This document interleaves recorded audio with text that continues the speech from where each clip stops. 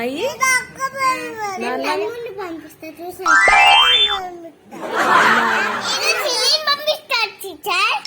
నువ్వు నానా